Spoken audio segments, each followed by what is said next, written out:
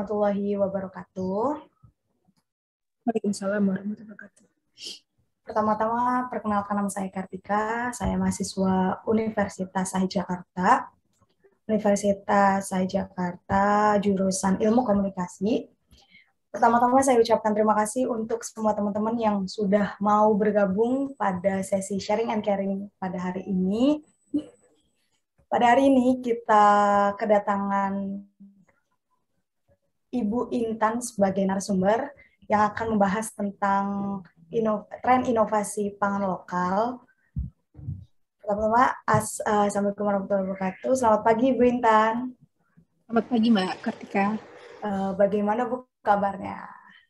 Alhamdulillah baik. Mbak Kartika gimana kabarnya? Alhamdulillah baik juga, Ibu. Ibu Intan lagi sibuk apa akhir-akhir ini, Bu? Oh, saya lagi ini sih sambil ngajar juga di Sahid. Jadi kita sebenarnya satu ini nih, satu universitas. Tapi memang tidak ya. Kalau prodinya saya di Teknologi Pangan, fakultasnya Teknologi Pangan. Lalu sambil ngajar juga lagi ambil kuliah lanjut lagi di IPB. Tapi kalau hari Sabtu libur kan, jadi hari ini free untuk acara sharing and caring aja. Oke, alhamdulillah. Terima kasih ya Ibu Intan mau hadir di sharing and caring kita kali ini. Kali ini kita akan membahas tentang tren pangan lokal ya Ibu, inovasi tren pangan lokal. Sebelum masuk ke inti acaranya atau ke sesi sharing and caring-nya, saya mau informasikan sedikit tentang perempuan ungu, khususnya untuk Ibu Intan. Jadi komunitas perempuan ungu ini berjalan sebagai komunitas ibu tunggal ya Ibu. Jadi kegiatannya tuh ada di berupa edukasi sama advokasi Ibu Intan. Oke, karena waktu udah menunjukkan mau jam 10, saya langsung persilakan Ibu Intan untuk terlebih dahulu mempresentasikan materi yang sudah disiapkan oleh Ibu Intan. Terima kasih. Silakan Ibu Intan. Baik. Oke. Saya buka juga mungkin ya. Assalamualaikum warahmatullahi wabarakatuh. Selamat pagi Mbak Kartika dan teman-teman peserta sekalian. Sebelumnya saya ingin mengucapkan terima kasih banyak kepada Mbak Kartika, Bu Hayu, dan juga komunitas perempuan ya atas kesempatannya untuk sekedar sharing gitu ya. Kebetulan topik yang saya akan sampaikan tentang tren inovasi pangan lokal di Indonesia. Mungkin saya akan share kontennya.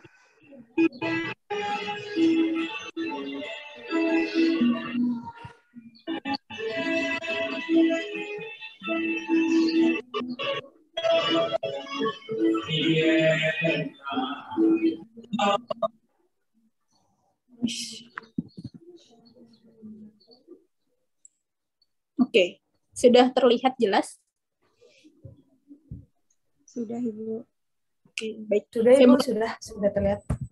Saya mulai saja ya.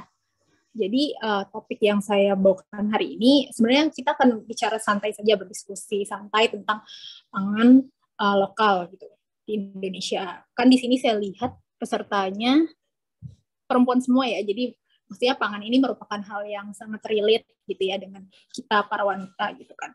Nah, tapi mungkin lebih karena di sini saya kebetulan juga mengajarnya di program studi teknologi pangan. Jadi ke arah ke inovasinya, inovasi pangan lokal di Indonesia. Jadi sudah sejauh mana sih, sudah seperti apa saja gitu ya, pangan-pangan lokal di Indonesia yang sudah dikomersilkan. Seperti itu. Saya sendiri, nama lengkapnya adalah Intan Nurul Azmi, mungkin bisa dipanggil Intan. Kalau di Sahid itu biasanya mahasiswa panggil saya Kak Intan, jadi bukan Ibu Intan. Jadi nanti kalau Mbak Kartika ketemu panggilnya Kak Intan aja, nggak usah Bu Intan. Oke, berikut adalah outline-nya. Yang pertama tentang apa sih itu inovasi, terus kemudian pangan itu sendiri apa. Jadi kan ada pengertian-pengertiannya sendiri gitu ya, biar lebih terarah. Terus bagaimana pangan lokal dan inovasi pangan lokal yang sudah ada gitu di Indonesia. Oke, yang pertama kita bicara tentang inovasi dulu.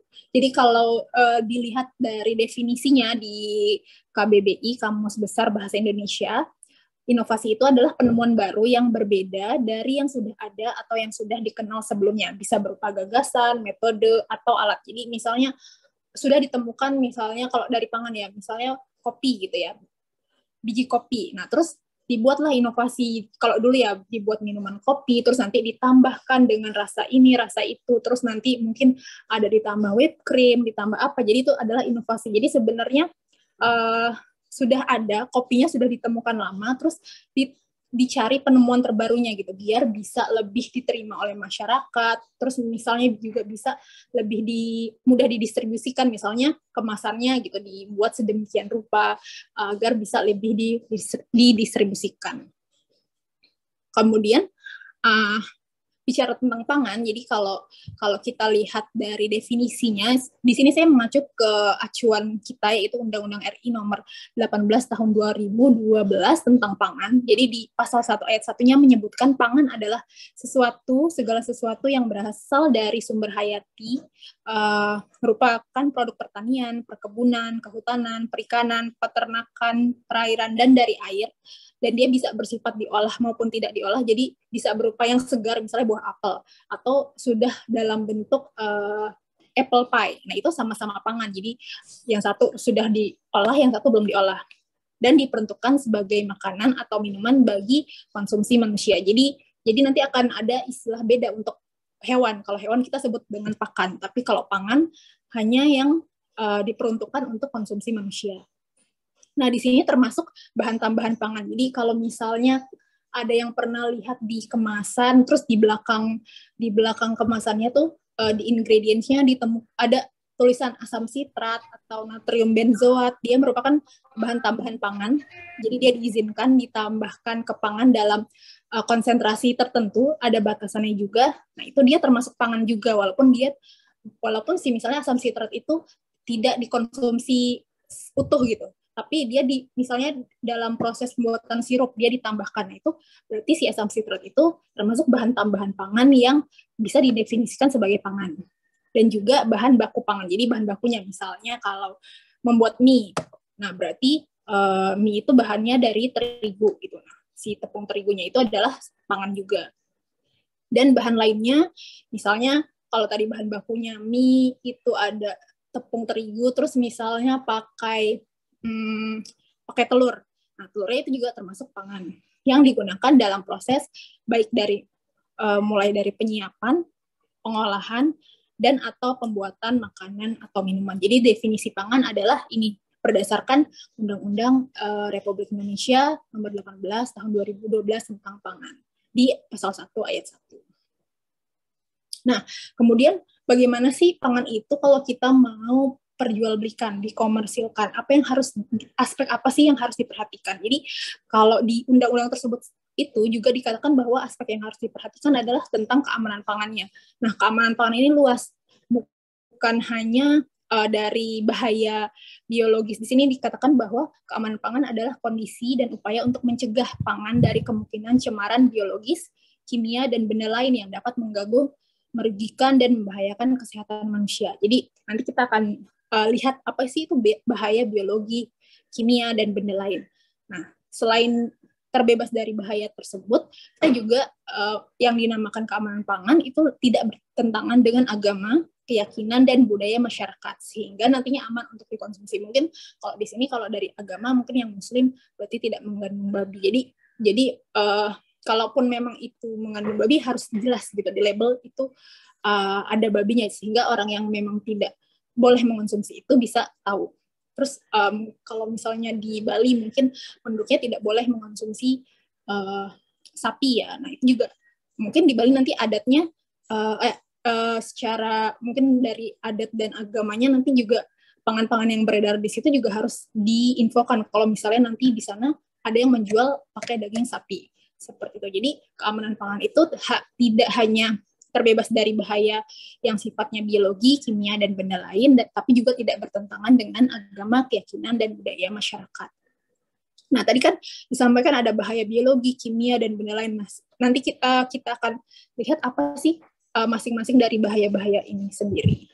Nah, yang pertama dari bahaya kimia. Jadi, kalau misalnya kita mau memproduksi suatu bahan pangan dan dikomersilkan gitu ya ke konsumen. Nah, itu harus bebas dari hal-hal berikut. Jadi kalau misalnya pangan yang sudah ada SNI-nya gitu, kalau misalnya di sini tahu ada standar nasional Indonesia, itu ada syarat-syarat mutu. Nah, syarat-syarat mutunya itu biasanya ada tulisannya terbebas dari cemaran logam berat. Karena kan kita tahu sendiri logam berat itu sangat berbahaya bagi kesehatan. Kalau kita terakumulasi, mengkonsumsi pangan yang mengandung logam berat, nanti akan terjadi gangguan kesehatan, misalnya kanker atau mutasi DNA. Nah, logam beratnya itu ada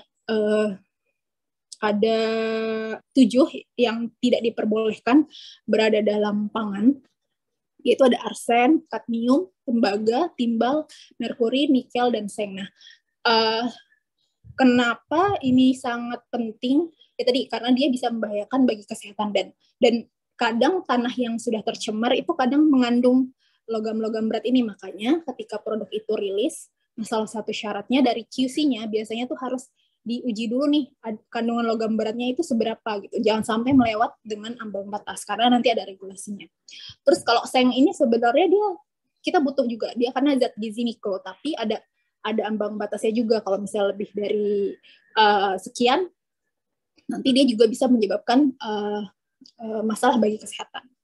Terus kemudian ada residu pestisida. Jadi kita tahu sendiri kan tanaman-tanaman dari pertanian, dari perkebunan itu kan bisa dirusak oleh hama. Makanya biasanya petani menyemprotkan pestisida. Nah itu, tapi kalau terakumulasi terlalu banyak juga berbahaya bagi kesehatan. Makanya juga bahaya, dia merupakan bahaya kimia. Jadi nanti kalau misalnya produknya mau rilis, dicek dulu nih pestisida dalam produk akhirnya ada berapa. Jadi yang dicek itu adalah produk akhir, bukan misalnya bahan baku. Bahan baku ya dicek, tapi ketika dia mau dikomersilkan nanti perlu dicek juga gitu.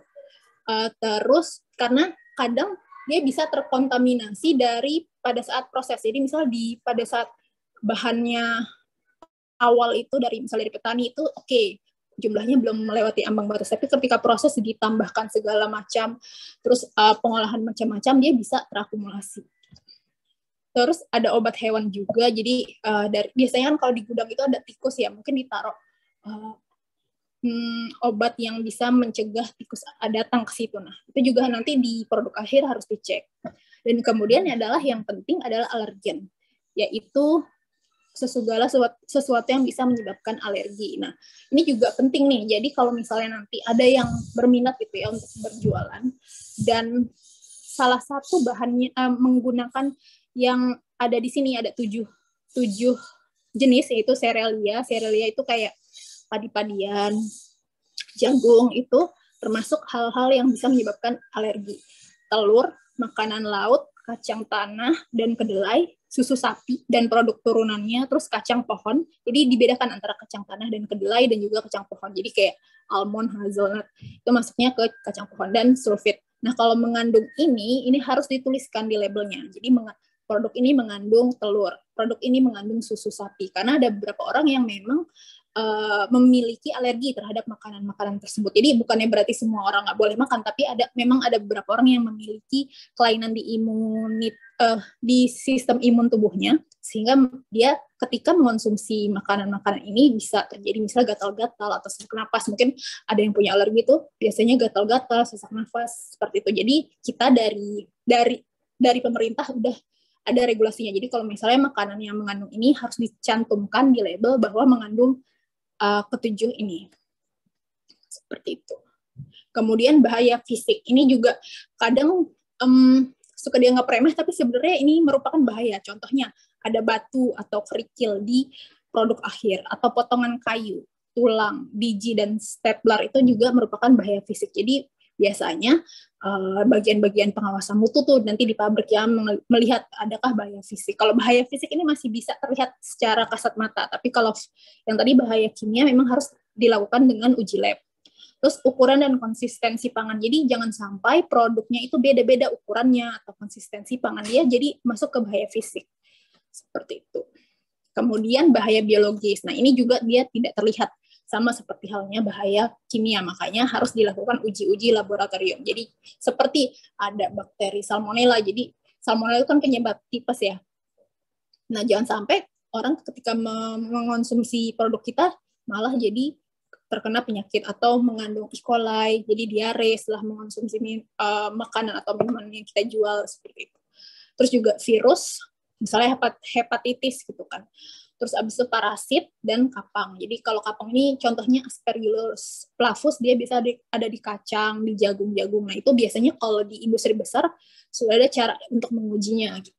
Jangan sampai produk-produk yang diproduksi menyebabkan bahaya kesehatan bagi konsumennya. Karena nanti bisa kalau ada laporan keracunan pangan karena misalnya mengonsumsi produk itu bisa ditarik gitu kan. Bahaya, mestinya merugikan bagi si produsen. Makanya memang harus ada uji-uji laboratorium gitu di industri. Seperti itu. Dan juga di UMKM mungkin kalau misalnya di industri mereka punya lab-nya sendiri, tapi kalau di UMKM bisa melakukan uji ke lab seperti lab Kesda, jadi lab kesehatan daerah, jadi pakai lab luar aja gitu, nanti kan dapat hasilnya. Seperti itu. Kemudian ini adalah beberapa jenis pangan lokal yang sebenarnya mungkin sudah pernah dengar ya, tapi maksudnya ini pangan-pangan lokal yang ternyata berpotensi nih untuk dikembangkan menjadi produk inovasi. Yang pertama ada serealia. Nah, jadi gini, ini ada golongan dari pangan. Yang pertama serealia. Kalau serealia itu sorghum. Nah, sorghum ini mulai dilirik nih karena dia dulunya dikenal sebagai pakan, tapi ternyata sekarang ini bisa dijadikan produk makanan, produk pangan seperti itu. Terus kalau jagung mungkin sudah biasa, jali juga bisa ternyata sebagai bubur seperti itu. Terus kalau yang umbi-umbian bisa, ini singkong udah biasa, Garut nih umbi-umbian Indonesia ternyata banyak dan berpotensi sebagai pangan. Dulu hanya dilihat sebagai pakan, tapi ternyata bisa mengandung zat gizi yang baik juga, serat yang baik juga, jadi pengganti kayak umbi-umbi singkong. Jadi kan kayak Garut, terus gembili, kimpul, porang. Nah, kalau yang pernah tahu shirataki, nah itu dari porang. Terus suwak, nah ini mahasiswa saya dulu pernah membuat flakes dari suwak. Ternyata suwak itu kandungan gizinya juga oke gitu, nggak kalah baik dari serealia yang sudah ada di pasaran. Terus minyak atau lemak itu bisa dari minyak sawit merah. Jadi selama ini kan kalau minyak goreng kita minyak sawit aja. Nah ini minyak sawit merah ternyata mengandung karotenoid atau vitamin A yang tinggi gitu. Jadi nah biasanya baik nih buat anak-anak bayi yang kekurangan vitamin A. Bukan anak bayi, anak balita yang kekurangan vitamin A. Terus kacang-kacangan, kalau kedelai sudah biasa, terus kacang hijau, kacang Bogor, kacang merah, kacang koro itu juga bisa nanti kita olah menjadi inovasi gitu. Terus kalau buah di Indonesia sudah banyak, tapi mungkin yang bisa dilihat adalah kayak andaliman. Andaliman itu dari Sumatera Utara, biasanya jadi rempah.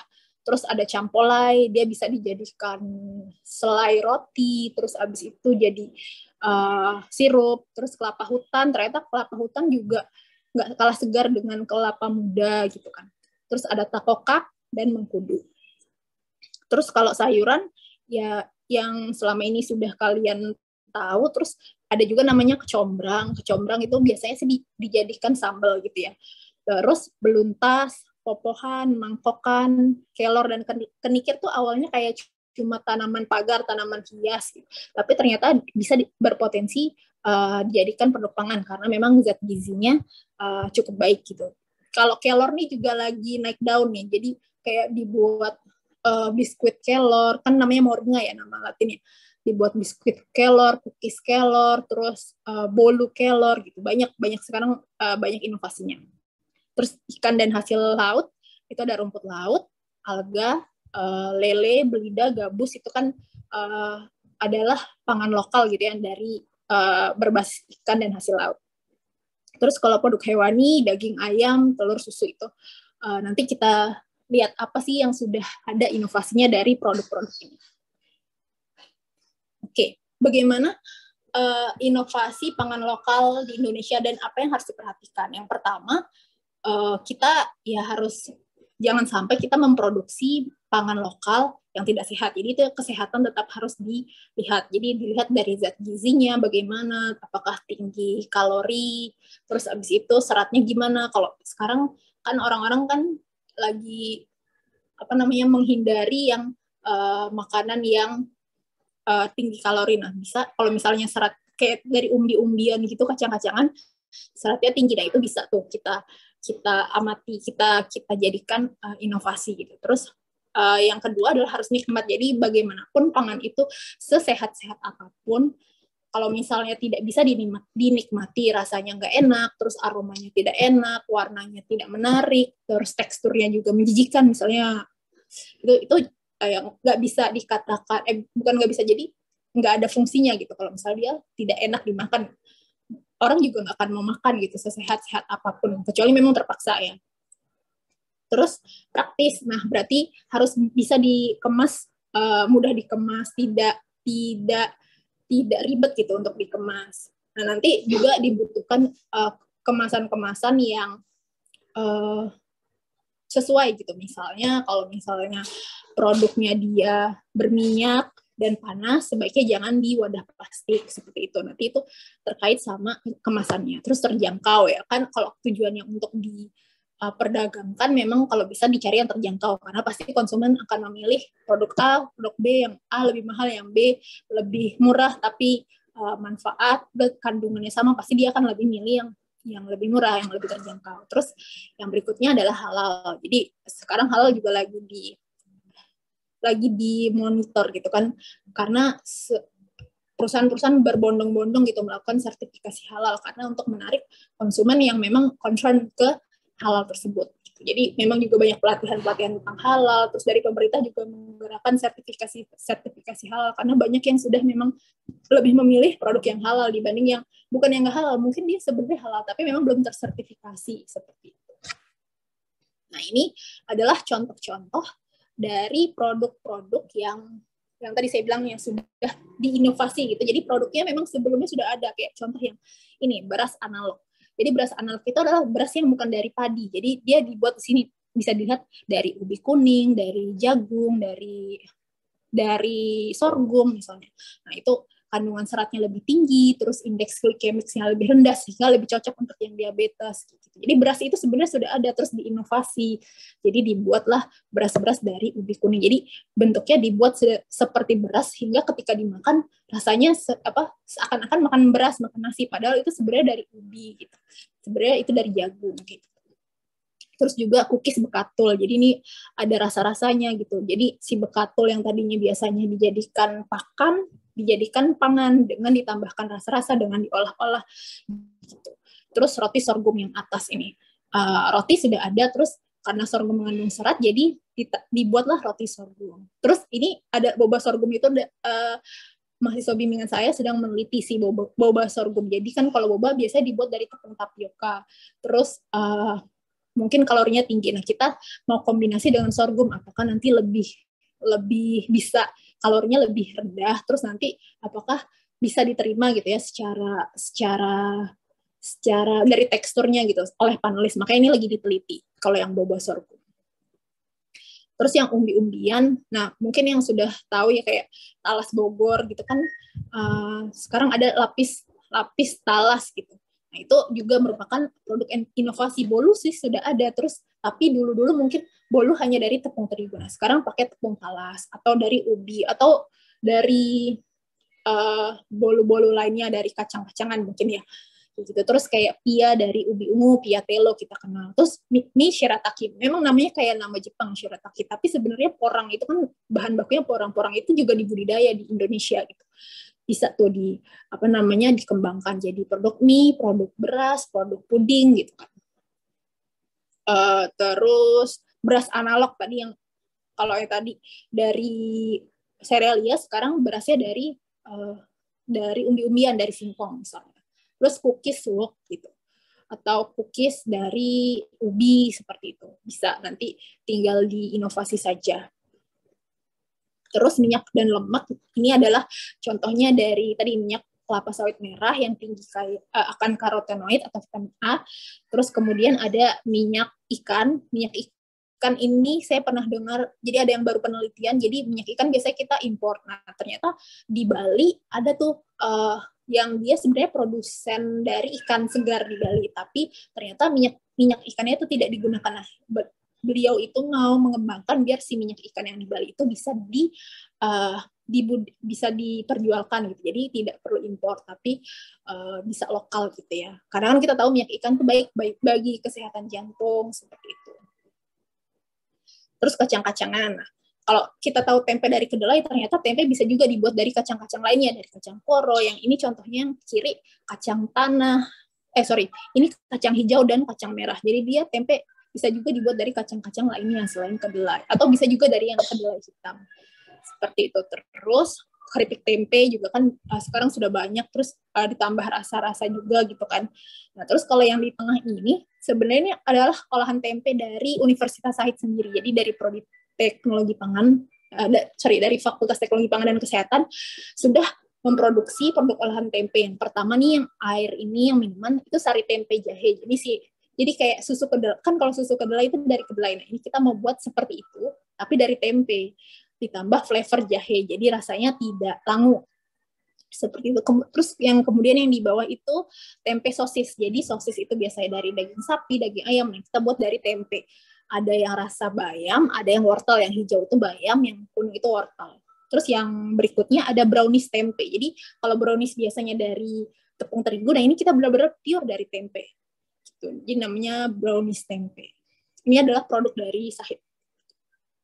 Kemudian kalau inovasi dari buah dan sayur, mungkin ini sudah banyak juga dijual itu seperti keripik sayur, keripik buah, seperti itu. Nah, nanti tadi kan, ini kan mungkin keripik sayurnya masih yang umum ya, kayak dari wortel, terus dari kacang panjang, terus yang buahnya dari apel, dari nangka. Nah, tadi kan sudah disebutkan tuh kayak ada dari popohan, terus ada mangkok, karena itu mungkin bisa dijadikan keripik sayurnya. Terus yang dari buahnya mungkin ada nanti buah lainnya, mungkin yang di sini yang di luar Jakarta mungkin ada buah yang terkenal gitu di daerahnya bisa dijadikan keripik buah dan sayur.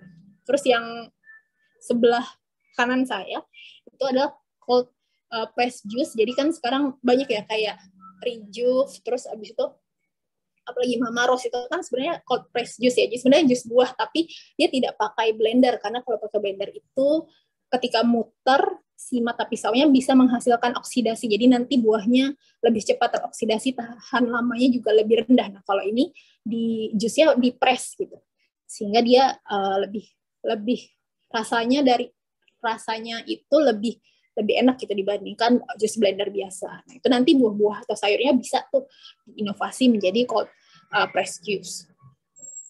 Kemudian ikan dan hasil laut. Nah, yang kiri saya atau mungkin kanan mbak-mbak sekalian itu adalah empek-empek tapi dari black charcoal.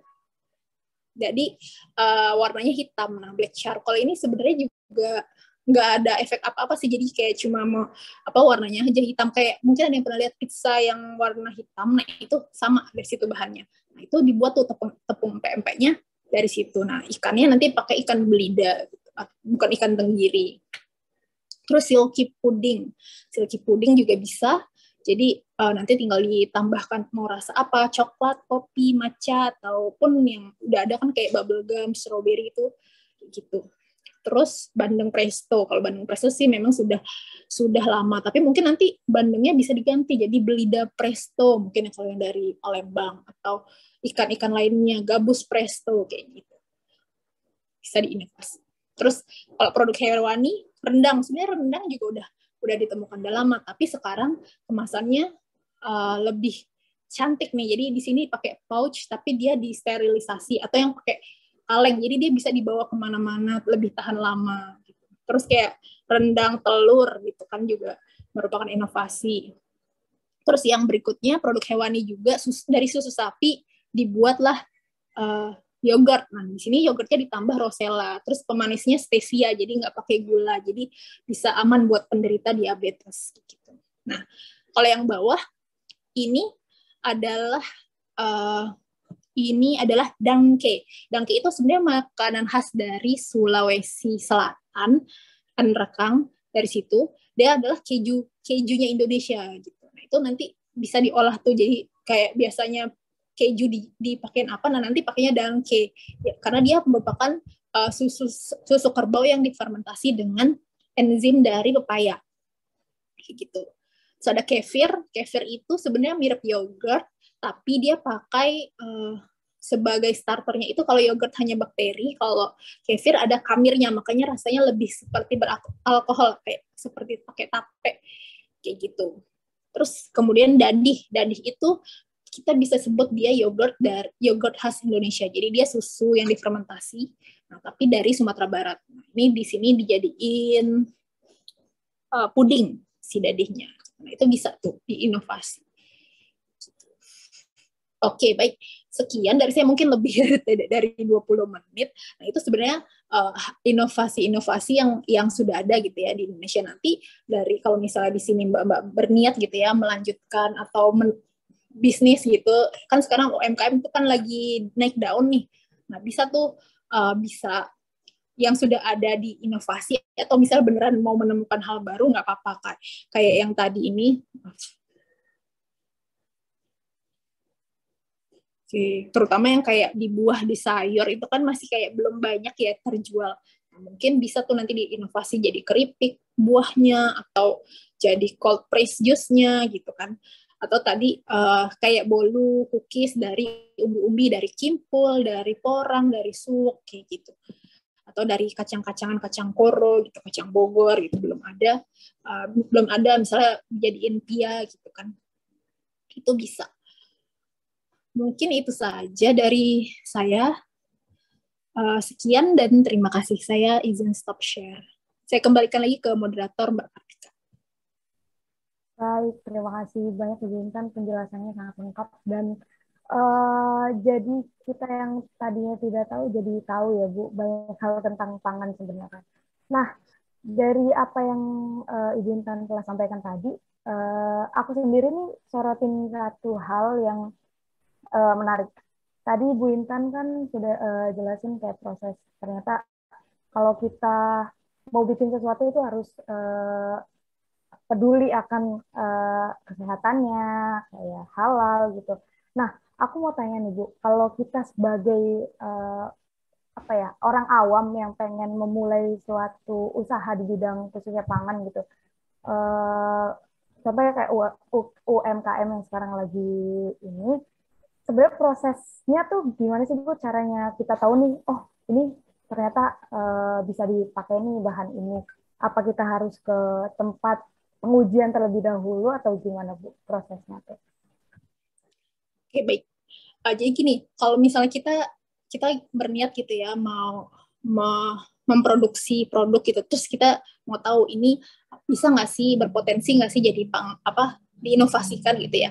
Mungkin gini, bisa dilihat dari penelitian-penelitian yang sudah ada. Jadi gini, di banyak banyak kayak produk-produk itu tuh kayak cuma jadi skripsi, jadi tesis, jadi itu kayak gitu. Nah, kita lihat aja tuh skripsi ini, oh udah ada loh yang produksi misalnya tadi boba sorghum gitu ya. Oh, udah ada tuh yang meneliti boba sorghum, ternyata pas dilihat hasilnya dia misalnya seratnya ternyata tinggi. Oh, ini potensi nih apa namanya buat kesehatan gitu.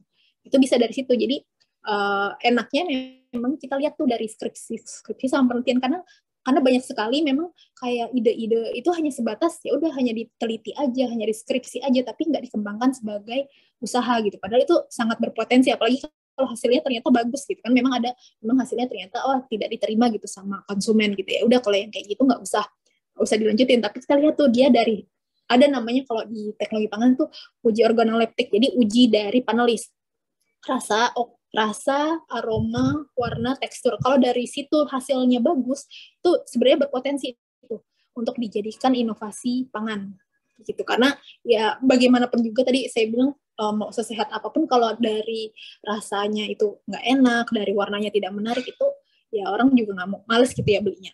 Bisa dilihat dari di screening dulu di bagian organoleptik. Kalau organoleptiknya oke, terus ini produknya kayak masih jarang gitu, bisa. Sama dilihat juga ketersediaan bahan baku. Jangan sampai kita udah memutuskan mau produksi ini ternyata bahan bakunya susah. Nanti kan ke depannya kalau mau jadi usaha bingung kan ya. kayak gitu sih. Nanti terus baru kalau misalnya kita udah nentuin kita mau memproduksi ini nih, terus habis itu biasanya tuh nanti pemerintah sekarang ini sih lagi menggalakkan kayak dibuatkan sertifikasi halal gratis atau hak paten gratis, atau misalnya apa sih, pokoknya semacam sertifikasi untuk UMKM, ikut aja grupnya, nanti mungkin ada itu apa namanya, ada kesempatan gitu untuk mendapatkan yang seperti itu yang gratis, karena memang kalau misalnya nggak gratis kan lumayan ya berbayarnya. Nah, tapi kalau sekarang pemerintah banyak kok proyeknya gitu yang gratis seperti untuk sertifikasi. Seperti oh, oke. Iya. Nah, dari sudut bisnis sendiri kan tadi udah dijelasin gimana prosesnya ya, Bu. Terus kalau dari sisi pangan sendiri ya, Bu, kan kita di era sekarang tuh banyak banget inovasi di berbagai pangan ya, Bu. Nah, sebenarnya kalau inovasi di pangan sendiri tuh punya plus minus atau positif negatifnya sendiri nggak sih, Bu, dari berbagai sudut pandang gitu. Misalnya ada perubahan apa atau apa gitu dalam inovasi pangan sendiri.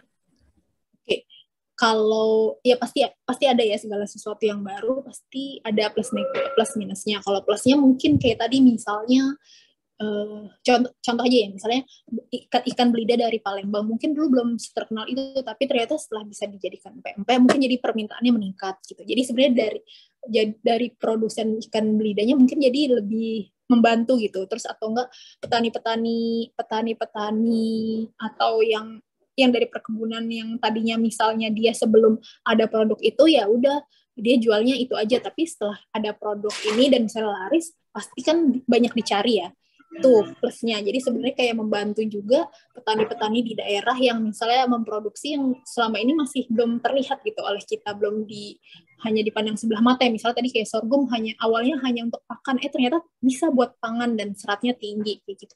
Tapi minusnya mungkin memang nantinya kebutuhan kalau misalnya memang itu laris banget, kebutuhan lahan untuk memproduksi itu pasti akan bertambah gitu. Mungkin nanti akan ada kayak minyak sawit deh. Karena kebutuhannya tinggi, tadinya ladang-ladang atau apa, jadinya berubah ke jadi perkebunan sawit kayak gitu. Pasti akan ada perubahan lahan gitu. Sama kalau positifnya juga jadi meningkatkan ini apa namanya, menurunkan pengangguran mungkin karena jadinya menambah lapangan pekerjaan baru, jadi penganggurannya turun gitu. Itu dari segi positifnya kayak gitu sih, Mbak. Oke, iya betul. Benar sih. Kalau misalkan ada beberapa kasus yang kayak lahan sawit itu kan ya, Bu, jadi banyak permintaan, jadi dia mau nggak mau harus cari lahan biar bisa ada pohon sawit yang harus ditanam gitu ya, Bu. Nah, kebetulan saya kemarin mencari tahu tentang produk pangan, Bu.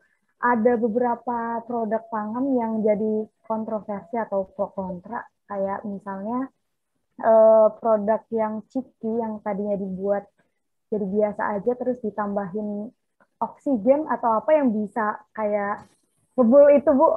Itu lagi tren banget. Nah, itu aku buat Ibu kan tahu nggak kira-kira yang ciki itu? Jadi ciki yang dibuat dari apa ya? Itu kayak tepung dibuat ciki biasa cuma ditambahkan pakai oksigen yang kalau dimakan bisa kayak nitrogen cair ya? Iya, nitrogen, betul. Itu salah satu ciki yang lagi viral banget, tapi menuai pro kontra tuh, Bu. Itu sebenarnya nitrogen itu bisa dikonsumsi atau gimana? Saya sendiri masih agak ini sih, Bu, nggak kurang paham sama makanan tertentu gitu. Tapi bisa diperjualbelikan gitu. Iya, baik. Saya juga baru ini juga membaca ya, jadi kontroversi memang si nitrogen cairnya. Cuma kalau yang saya baca itu sebenarnya nitrogen cairnya nggak masalah. Cuma memang untuk beberapa orang yang sensitif, kayak contoh lah kayak alergi misalnya, saya nggak apa-apa makan telur, tapi mungkin untuk orang itu dia alergi. Nah, di sini nitrogen cair itu, tapi dia bukan sifatnya alergi, tapi mungkin dia lebih sensitif. Nah, itu mungkin mulutnya jadi terasa terbakar kayak gitu, atau tenggorokannya gitu. Jadi memang balik lagi ke orangnya, kalau misalnya sekali makan dia udah iritasi, makan sedikit aja iritasi, lebih baik di stop. Cuma kalau dari kesehatan sih belum ada. Jadi bukannya tidak menimbulkan efek samping, tapi belum ditemukan adanya efek samping. Karena ini kan produknya kayak baru ya. Biasanya tuh nanti ada tuh peneliti yang penasaran ini ada nggak sih efek jangka panjangnya terhadap kesehatan. Tapi sampai sekarang memang belum ditemukan adanya masalah kesehatan. Kecuali bagi orang-orang yang memang sensitif kulitnya atau di bagian mukosa mulutnya seperti itu. Oh, jadi spesifikasinya makanan tersebut masih bisa boleh diperjualbelikan ya Bu ya?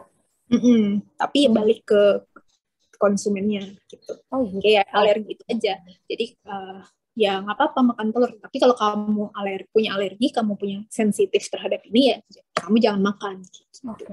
Oke, siap. Balik lagi ke pangan lokal ya Bu. Kita kan punya banyak banget bahan, bahkan banyak bahan yang tadi udah Ibu Intan sebutkan yang bisa jadi pangan. Nah, kalau dari bahan lokal sendiri yang mungkin nanti bisa diinovasi jadi banyak jenis makanan. Nah, kalau dari sudut ini apa sih namanya? Tadi kayaknya halo? Halo?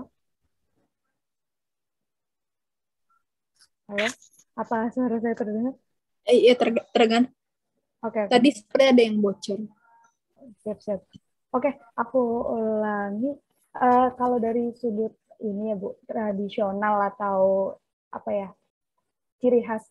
Kalau makanan Indonesia kan biasanya punya ciri khas sendiri. Kalau misalkan kita nanti menginovasi pangan, apa itu bakal berdampak ke apa ya ciri khas dari makanan tersebut? Ini punya Indonesia harusnya, cuma karena diinovasi jadi agak mirip makan apa gitu. Itu nantinya tuh menimbulkan efek tertentu nggak sih Bu? Oke. Enggak sih, sebenarnya justru malah kayak tempe itu kan emang khasnya Indonesia. Silahkan diinovasi jadi keripik tempe, terus tadi tempenya dari berbagai jenis kacang kayak gitu ya. Malah lebih meningkatkan nilai jualnya kalau menurut saya, karena yang biasanya dia cuma diolah ya biasanya tempe digoreng atau di tempe orek, tapi terus dijadikan olahan-olahan lainnya kayak tadi brownies tempe. Memang brownies itu asalnya bukan dari Indonesia mungkin ya, tapi tempenya itu sendiri punya nilai ciri khas Indonesia. Jadi kayak apa sih, asimilasi ya, apa sih, disilangkan gitu. Jadi memang ujungnya akan meningkatkan nilai jualnya juga sih, daripada hanya sebagai tempe goreng, tempe orek, ya itu nggak apa-apa. Tapi maksudnya kalau misalnya dia punya nilai tambah gitu, dijadikan sosis tempe, dijadikan brownies tempe, gitu kan lebih meningkatkan nilai jual, terus menarik kreativitas dari si produsen gitu. Mbak sebentar aja. Oke nih pembahasan. Ya, sebentar Mbak, saya izin pamit sebentar.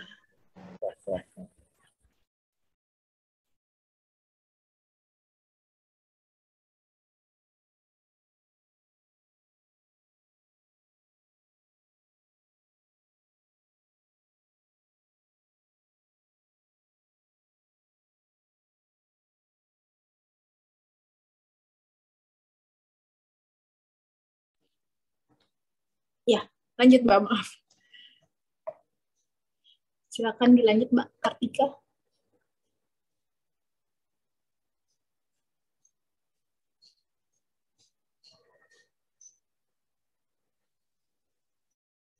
Halo Mbak. Sepertinya Mbak Kartikanya jaringannya lagi. Iya. Ya mungkin yang lainnya mungkin ada yang ingin juga diskusi atau bertanya, dipersilakan saja kali ya.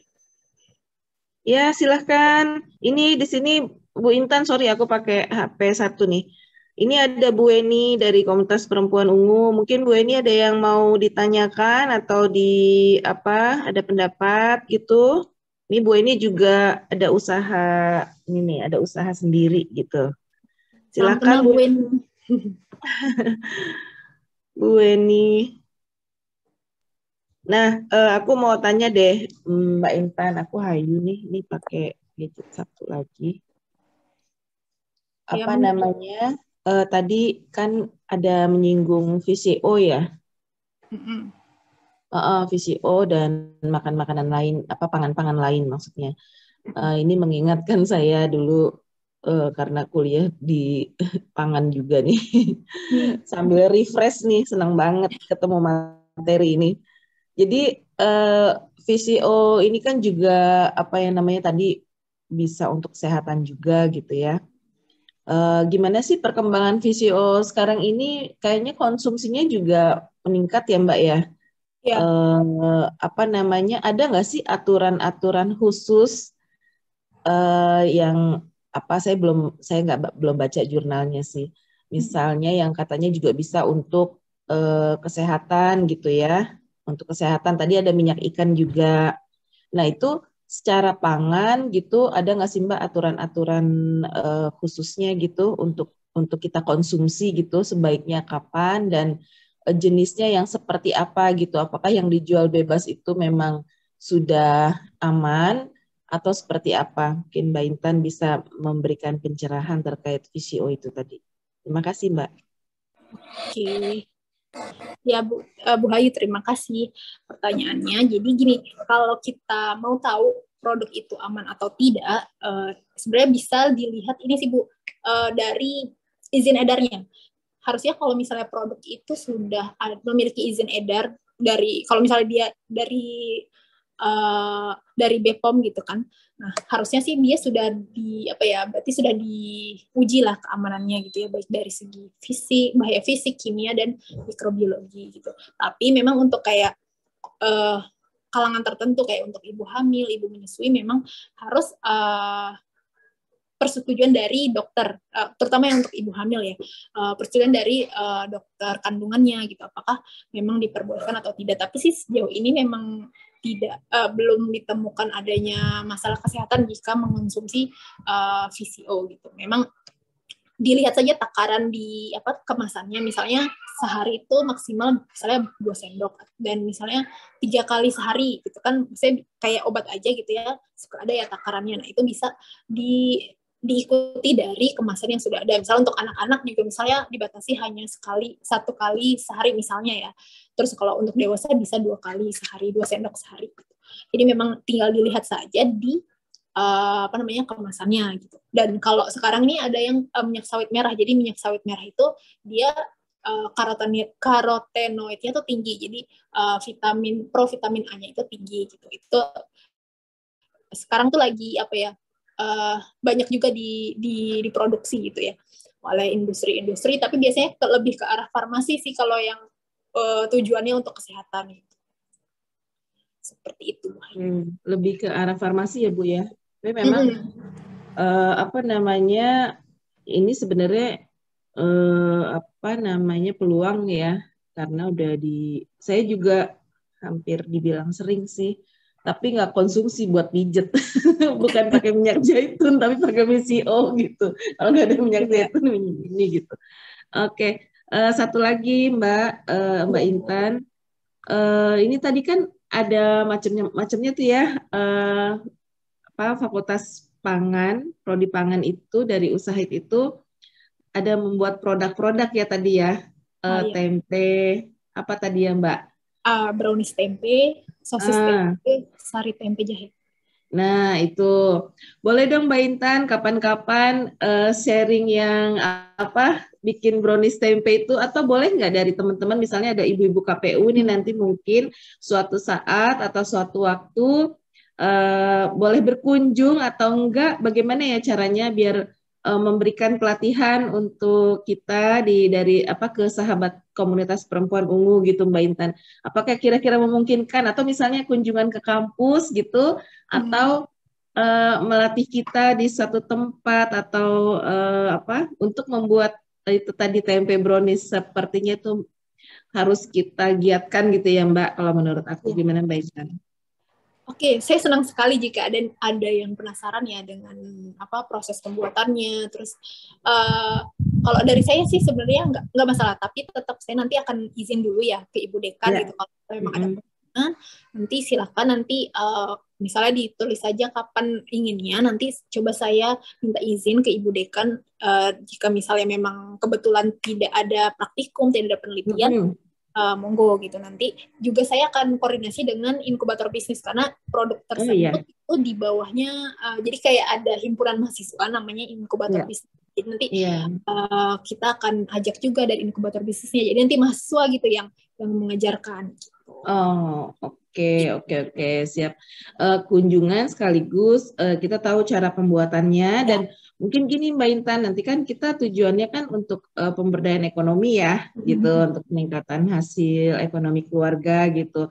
Nah, mudah-mudahan ini nanti harapannya sih ke depannya dari sahabat komunitas perempuan ungu, dari ibu-ibu ini mungkin ada yang tertarik karena kan kita mau coba dulu ya, ada yang tertarik setelah mengetahui gitu ya, mengetahui bagaimana pembuatannya, terus kemudian kita praktek, apakah bisa kita dalam skup individu dalam keluarga gitu ya, bisa kita olah, bisa kita kerjakan, terus kemudian kita lakukan itu sebagai apa namanya kerjaan untuk peningkatan pendapatan keluarga gitu ya. Nanti mudah-mudahan terjalin nih sama pangan dari Fakultas Pangan. Nah, ini ada Bu Eni, silakan. Terima kasih Mbak Intan jawabannya. Silakan monggo dilanjut. Ini sepertinya ada di kolom chat ada beberapa pertanyaan ya. Iya, betul Ibu. Di kolom chat sudah ada beberapa pertanyaan. Yang pertama ada Fadila Alia Hakim.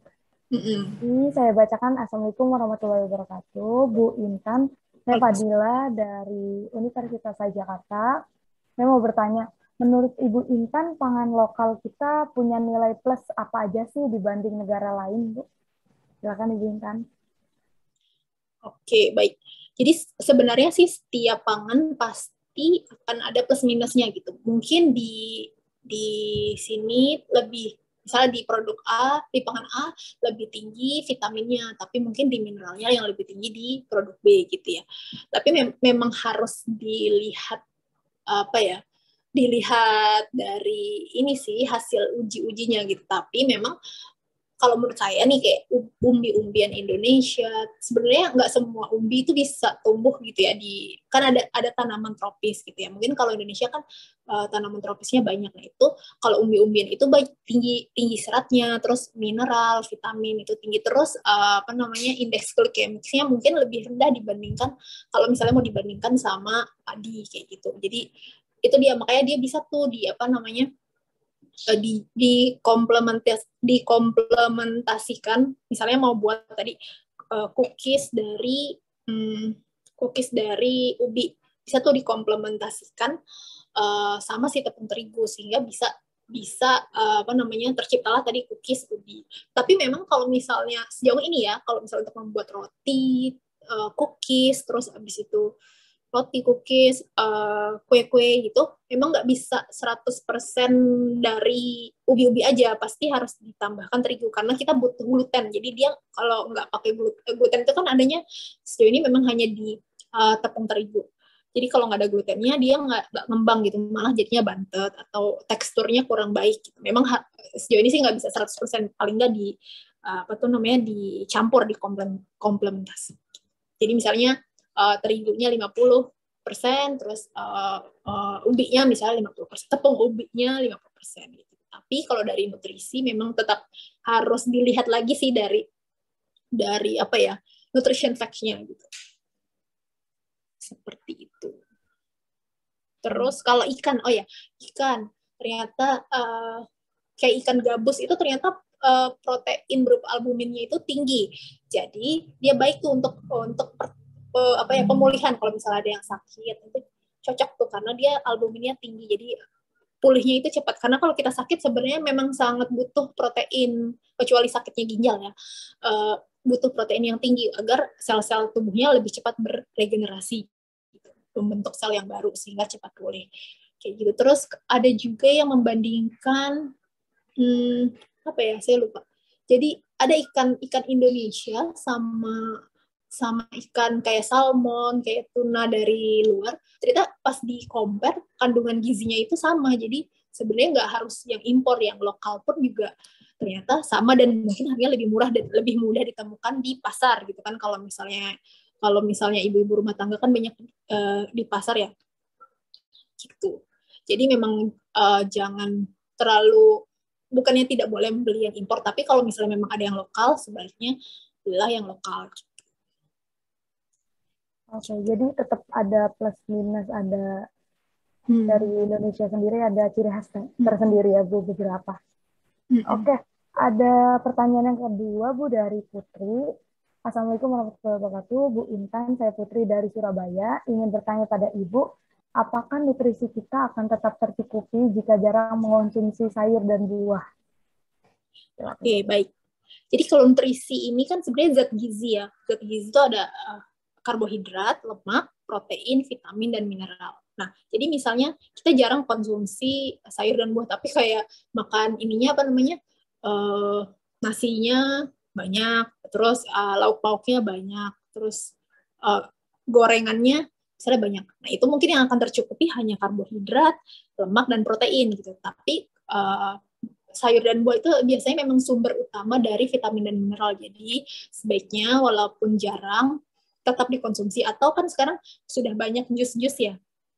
Mungkin kalau misalnya memang ada beberapa orang yang tidak suka sayur dan buah, nah, mungkin bisa mengonsumsi dalam bentuk jus gitu. Tapi bukan jus, bukan ini ya, bukan kayak sirup ya. Kalau sirup itu kan hanya perisa jeruk gitu atau perisa mangga, tapi pilihlah yang memang buah beneran di jus. Nah, tadi ada cold press jus itu, nah ternyata kandungan nutrisinya dibandingkan jus yang biasa di blender itu lebih tinggi gitu. Jadi mungkin bisa dipilih yang tadi yang cold press juice gitu. Atau misal tadi nggak suka kayak sayur buah utuh, tapi misalnya coba yang keripik buah, keripik sayur gitu sih.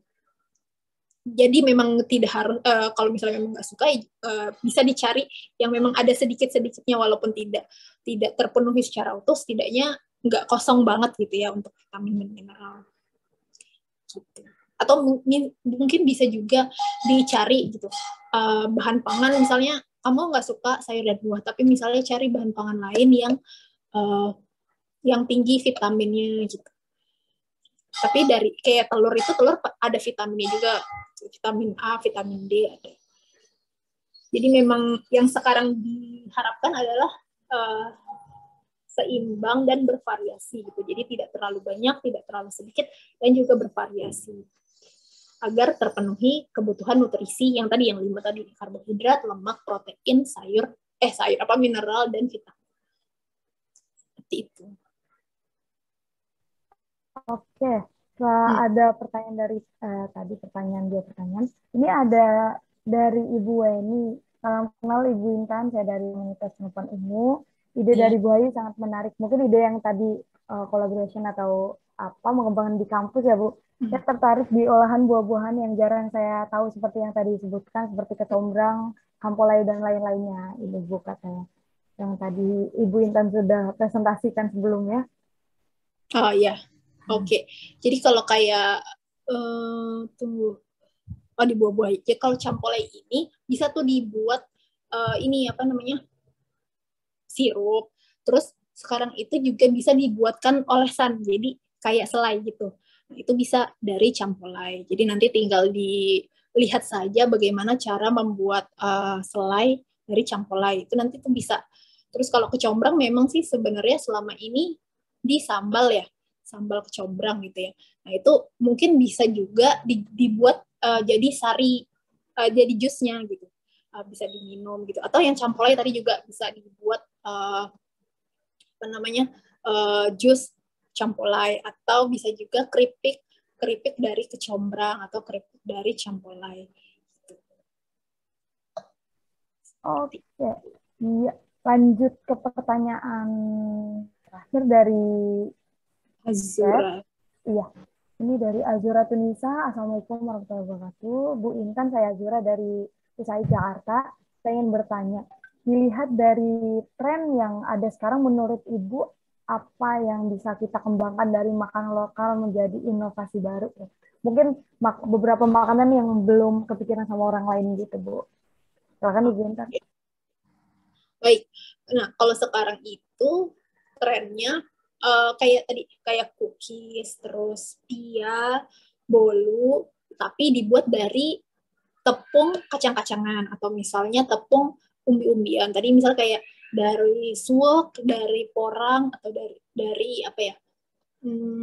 Dari ubi jalar ungu sih sudah banyak ya, tapi mungkin bisa di apa namanya dikombinasikan lagi, misalnya apa namanya kayak roti ubi jalar ungu itu kan bisa ya. Nah, bisa juga nanti rotinya dari orang atau rotinya dari suwak. Tapi memang tadi yang saya bilang tidak bisa 100% menggunakan tepung dari si umbi atau si tepung kacang-kacangan itu. Biasanya harus ada tepung terigunya agar dia, karena kan ada glutennya, biar dia bisa ngembang gitu ya. Karena memang si gluten itulah yang menyebabkan adonan itu bisa ngembang. Jadi memang nggak bisa 100%, tapi nanti mungkin ada 50 tergantung nanti. Makanya tadi saya bilang kalau misalnya iseng-iseng coba baca skripsinya anak pangan. Nah, biasanya tuh banyak sekali produk pangan yang sebenarnya sudah bisa diterima secara organoleptik, bisa dikembangkan, tapi memang hanya berakhir jadi skripsi atau paling nggak jadi jurnal. Itu bisa dari situ. Untuk ide-idenya sesekali baca aja skripsinya anak teknologi pangan yang terbaru gitu ya, tahun 2021, tahun 2020, ada penelitian apa sih? Itu nanti tinggal dilihat di bagian organoleptiknya. Oh, dia ternyata dari panelis misalnya banyak yang suka gitu. Nah, itu bisa dikembangkan.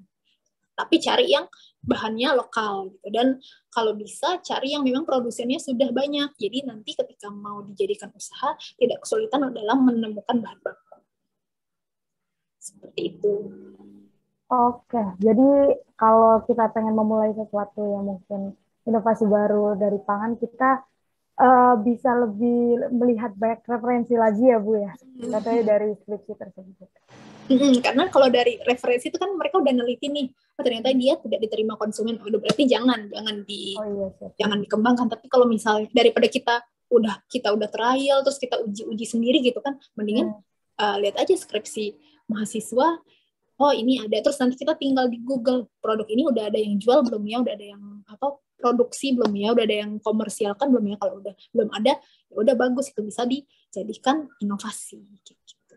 Oke Bu Intan, terima kasih banyak untuk jawabannya yang sangat menarik dan jadi memberikan pengetahuan baru untuk kita semua, khususnya teman-teman yang udah hadir di sharing kali ini. Sebelum ke sesi akhir, aku mau ngasih kesempatan untuk Ibu Hayu sebagai Ketua Komunitas Perempuan Ungu untuk memberikan sedikit kata-katanya. Silakan Ibu Hayu. Ya, terima kasih Tika. Mbak Intan, terima kasih banyak atas kesediaan waktunya, waktu luang Mbak Intan untuk mengisi acara webinar bersama Komunitas Perempuan Ungu. Ini nama acara kita Sharing and Caring, di mana acara report kita pada siang hari ini, pagi hari ini, akan kita tayangkan di YouTube Mbak Intan.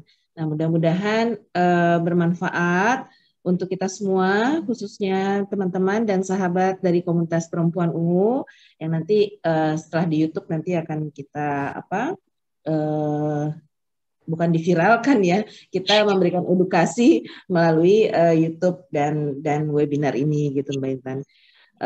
Mudah-mudahan ke depannya seperti tadi yang saya sudah sampaikan, kita bisa berkolaborasi lebih lanjut bersama Komunitas Perempuan Ungu Mbak Intan. Mohon arahan dan bimbingannya nanti dari Fakultas Prodi Pangan dan khususnya Universitas Sahid nih, supaya bisa menjadi binaan dalam hal tadi untuk pengembangan pangan lokal gitu. Nah, saya di sini ada Bu Eni. Bu Eni ada yang mau disampaikan nggak Bu Eni?